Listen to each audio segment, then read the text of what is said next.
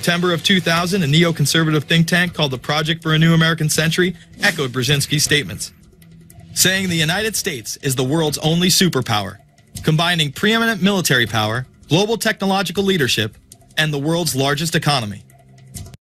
Members of PNAC included Dick Cheney, Donald Rumsfeld, Jeb Bush, Scooter Libby, William Kristol, and Paul Wolfowitz. Describing the difficulty in projecting force, they write the process of transformation is likely to be a long one, absent some catastrophic and catalyzing event, like a new Pearl Harbor.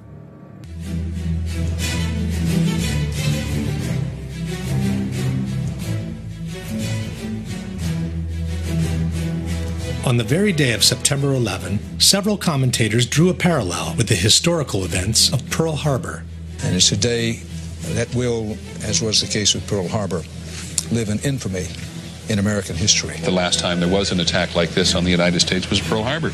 Reminiscent of another terrible day, the attack on Pearl Harbor. But there was also someone on the same day who offered a prediction. After the attack on Pearl Harbor, guess what we did? We went back and found out that, yes, the evidence was there. We should have known.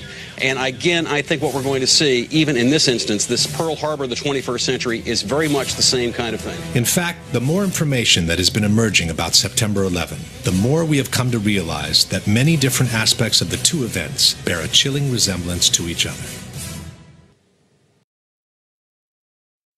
How about that? They're doing the same thing today with Osama bin Laden, and that's where I've been getting at. Can you believe what you have been seeing on CNN today, ladies and gentlemen? Can you believe it?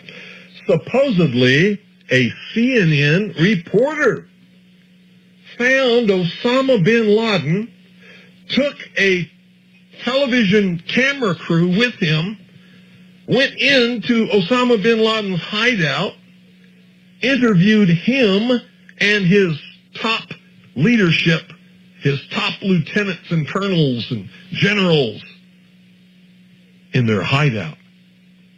This is a CNN reporter with a camera crew. And he came out and told everybody, within 3 weeks, Osama bin Laden is going to attack the United States and Israel. Now, don't you think that's kind of strange, folks? You see, because the largest intelligence apparatus in the world, with the biggest budget in the history of the world, has been looking for Osama bin Laden for years and years and years, and can't find him. The FBI also, under the leadership of Louis Freeh, has been looking for Osama bin Laden for years and years and years and years and years and many years, and can't find him. Some doofus, jerk-off reporter with a camera crew waltzes right into his hideout and interviews him.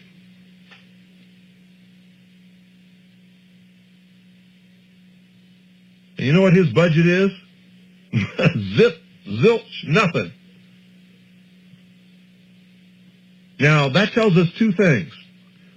Either everyone in the intelligence community and all of the intelligence agencies of the United States government are blithering idiots and incompetent fools, including the entire apparatus of the FBI and all of their personnel,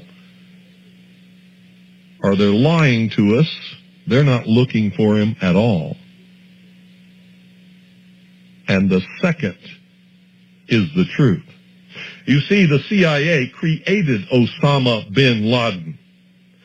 They recruited him. They trained him. They found his leadership. They brought them all together. They showed them how to fight the Soviet Union in Afghanistan, and when that was over, they still continued to fund him and train him, and they're now using him to help bring about world government by making him the big boogeyman, because they can't use Saddam Hussein anymore. Did you ever hear of Osama bin Laden before you heard of Saddam Hussein? When did you start hearing of Osama bin Laden? It was after Saddam Hussein and Iraq were supposedly neutralized in the Gulf War. because they needed a new boogeyman. But they're not looking for Osama bin Laden, because I'm telling you right now, if I were the head of the Central Intelligence Agency, within 2 weeks I would have him dead or in custody without fail. Without fail.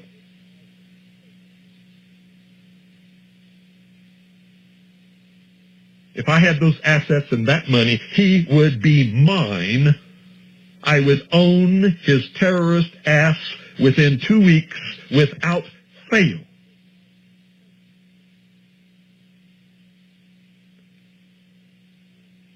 A reporter from CNN and his little camera crew got in to Osama bin Laden's secret hideout and conducted an interview. If you don't believe me, tune into CNN. They're probably running it right now as I'm speaking. And if you believe it, you are one of the stupidest jerks that ever lived on the face of this earth. And whatever is going to happen that they're going to blame on Osama bin Laden, don't you even believe it. Give me that budget, those resources, those personnel. I guarantee you he will be mine in 2 weeks. And you know what?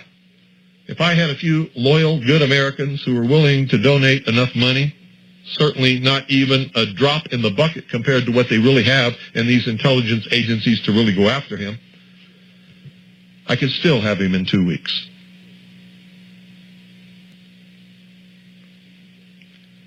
Piece of cake.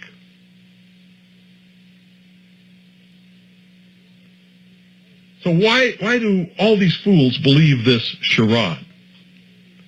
That a CNN reporter and his little camera crew can do what all the money and all the assets and all the eavesdropping and all the intelligence and all the satellites and all the undercover operatives in the world can never do. It's because they're not trying. They don't want to. Osama bin Laden is their creation, and he is serving them well. When in hell are all you people going to wake up? If the building was wired, lots of people had to get past security every day for a while. Remember when I said I lived in high-rises my whole life? Well, I worked in them too. And there is no way you can access buildings like those without the building security knowing. Lots of equipment had to be brought in. Authorization forms would need to be filled out. There would be drilling and pounding and dust in the ventilation ducts. Whoever was coming in would need a plausible reason to be there. They would need access to the elevator shafts. They would be taking incredible risks each day, unless they had permission to access the guts of the building. Anybody who's ever watched a building being demolished on purpose knows that if you're going to do this, you have to get at the under infrastructure of a building and bring it down. The columns could have been set up with explosive devices during the off-hour operations of the building by elevator company personnel. It wouldn't be a problem once you gained access to the elevator shafts. How about an elevator modernization, which we know was going on the 9 months prior to 9/11? There are people who noted that the elevators were locked in turn and that there were guards placed at these locked elevators during the modernization. And in the case of a steel frame building, that means we load them with RDX cutting charges, which are loaded with individual delays, sometimes as many as 2 to 3 different delays on a given floor. I was sick to death of the dust which was appearing on the windowsills. It was dirty grey and very, very noticeable in that week leading up to 9/11. There were workers throughout the World Trade Center that had access to the hoistway, which is immediately adjacent to the core columns and beams in the building. The fact that there were visitors, like engineers of some kind, wandering around the floors, carrying toolboxes and cables and so on. We're talking about several tons of nanothermite and ordinary thermite. One would have to have access through security. Video cameras caught trucks arriving at the World Trade Center from about August 23rd until every night until about September 2nd, September 3rd.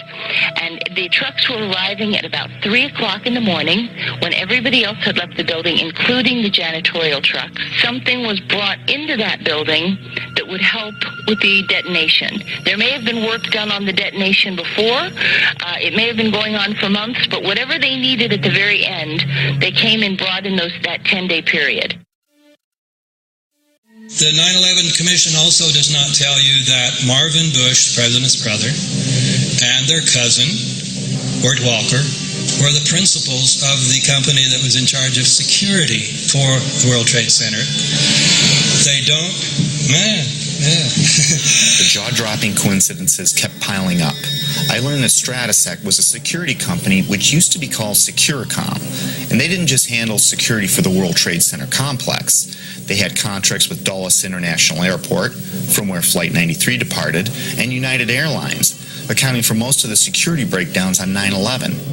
And another thing, Stratasec also handles security for Los Alamos National Labs, one of the only places on the planet that can produce the nanothermite found in the ground zero dust. The odds are pretty astonishing that one company can link so many vital elements of 9/11. But more astonishing is there's no mention of Stratasec or Securicom in the entire 567-page 9/11 Commission report. Of course, that was no surprise by now. Did I forget to mention that same 9/11 Commission did not mention the collapse of Building 7 in the entire report either? Why is there not a word about the collapse of that building in the 9/11 Commission report? We didn't see any evidence of the kind of thing you're talking about. I didn't think this was something done by terrorists anymore, nor did I think this was done by any one man, even if a president. How does he get nanothermite? How does he get NORAD, the FAA, and our air defenses to look the other way? Or get access to the interior of all 3 towers? Or get 19 guys to kill themselves? Or get NIST and the 9/11 Commission to tank their investigations? Or keep the media quiet? Or keep a rival administration from exposing it? No, this seemed much bigger than even a president, and impossible for a man on the run. If someone like me with no budget or staff can find something clearly wrong with Building 7's collapse, how could an entire government commission fail to mention it in their report? Something big and strange was coming into view, seemingly coordinated and almost invisible, like 1,000 more puzzle pieces dumped out before me. I couldn't see the bigger picture yet, but I knew there was one, and it involved powerful elements of our world. This reminded me of a quote that struck me in Woodrow Wilson's book, The New Freedom. He writes, "Some of the biggest men in the United States in the field of commerce and manufacture are afraid of somebody, are afraid of something.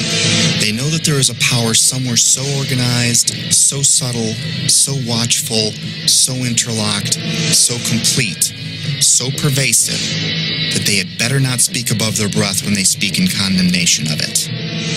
I wondered if we were talking about the same... The waste paper basket. Oklahoma City. Oklahoma City is another example, I think, of a situation where there was $3 billion locked in counterterrorism legislation, had been locked there for a period of time, had been blocked, had not been allocated. Oklahoma City bombing takes place, the building comes down, all that money gets released, and there are jobs for the boys and money for the well-connected and the cronies as a result of that. You know, McVeigh blew the front off that building with his fertilizer, and he thought he did it. He thought that he actually did it. When I was in London, somebody sent me these rolled up sheets of paper, and I assumed, when I looked at it, that it was being sent to me by a member of the Corps of Engineers who had a conscience and who was concerned and who had participated in the wiring. Because when I went through it, it was the wiring plans for that building. And even today, as time lapses, people will come forward and say, yes, you know, I remember engineers running in there to take out unexploded bombs. So that was another example. World Trade Center 90.